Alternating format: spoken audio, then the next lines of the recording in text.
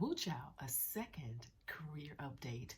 And the question is, was it a contract negotiation fail? We'll talk about it in this video. Hey girl, hey, are you a Black woman solo traveler? Are you a Black woman who wants to move abroad? Sis, this is the community for you. Do me a favor, hit the subscribe button. Also, don't forget to like, share, and comment on this video below. Let's talk about it, y'all. Let's get into it. So those of you may have saw a video. I will link it in the description box of this video, but I was updating you guys on how things were going in terms of my career transition here in Paris. And y'all, earlier this week, things were going really well. Thank you so much for all of your positive support, motivation, and encouragement, right? Unfortunately, things have kind of broken down. So, and the question I asked earlier was it a negotiation fail? Let me tell you what happened. So, what ended up happening is that I got a contingent offer from a company that is in the process of perhaps winning a government contract. Okay, so they don't have the contract yet. The offer was contingent upon them getting that particular contract. And so I got the contingent offer, again, with the understanding that this job would only happen, this contract would only happen if they get the award.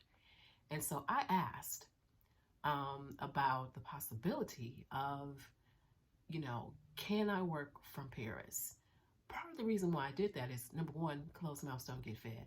Number two, you can ask a question and the answer, let them tell you no. So yes, you can either tell me yes, you can tell me no, or you can tell me maybe not right now. Okay, so I initially asked the question because one of the things was that talking to that company, initially they asked me, they thought the job would require 15% international travel. And during the same initial conversation, they were like, oh, hold on, that was another position, not this one. This one is, 100% remote US. Okay, so I thought, once I got the offer, and things moved quickly, right? Within, there was the one day there was the initial interview. The second day was interviewing with the project manager, and then boom, got the offer the next day. So things moved really fast. So this week, I asked the question, and the answer was, I think that can work. We'll check into it. And they were really, they were really communicative throughout the whole process. This is by no means a dig or a slander at them. This company was very transparent, and I love that about them because we know that that's not always the case. So they were very transparent, and they were like, we'll check into that. We'll get back with you. The next question I got some days ago was, well, they weren't quite sure. They were trying to understand, and they were like, are you, what's going on? Are you a citizen? Are you not? Do you have dual citizenship?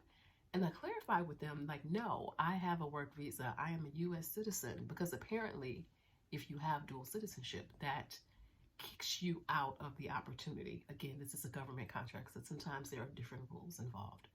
So I said, no, I'm a U.S. citizen. I just have my work visa. I have my visa in France, which allows me to be here. I maintain a home in the U.S. I maintain a home here in Paris. And they said, okay, cool, we'll get back with you. Then the question became, well, how long would you spend in France? Would you be there for 90 days or more? Would you be there for 180 days or more? And my thing is always, I want you guys to tell me. I want them to tell me, is this a requirement? What I did end up saying was that I travel frequently back and forth between the two places.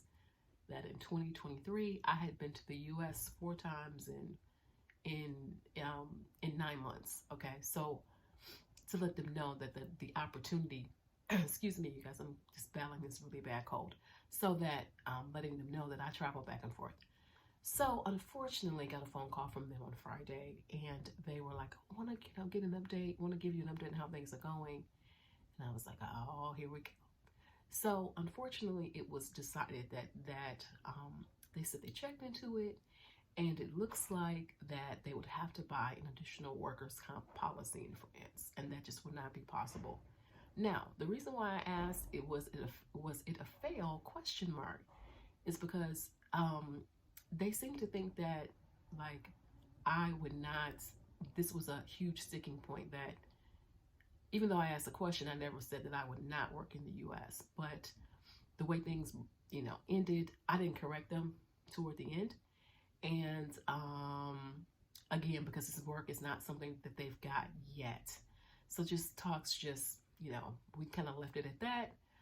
This is unfortunately, it's not going to be able to work out this particular opportunity. I definitely feel like they were totally, totally transparent. I was trying to be as transparent as well with my questions.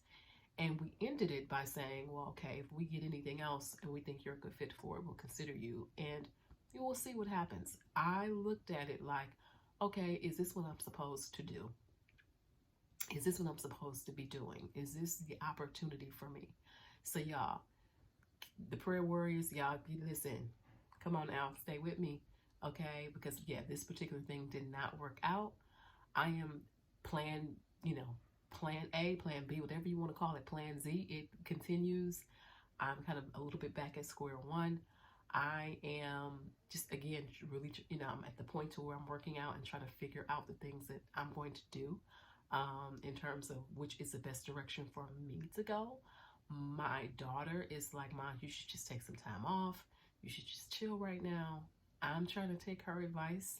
It's so easy when, you can give the advice, but not all the time easy when you have to take the advice. So I am, again, figuring out what it is exactly that I want to do.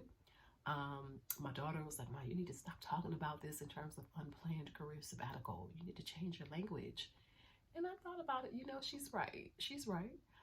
If this is what I'm supposed to do, I am in a position to take some time off, okay? Financial position to take some time off. If you guys don't remember, I left a $140,000 a year contract job to come here.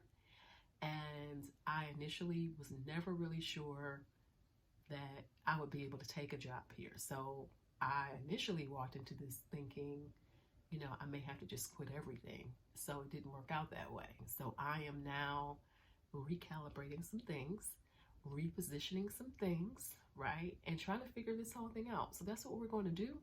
I'm still positive, motivated, and encouraged.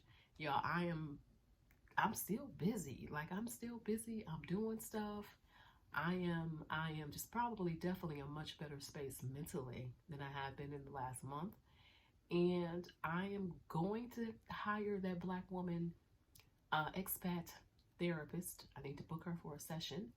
And yeah, things are moving ahead. I will keep you guys updated on where things are going. I am still doing the UX design projects as they come up. So that's the update, you guys. So make sure, you guys, for those of you who have reached the end of this video, subscribe if you are not already subscribed. If you are subscribed, the best ways to help me as a Black woman YouTube creator is to share this video with other Black women you know who are solo travelers and or who want to live abroad.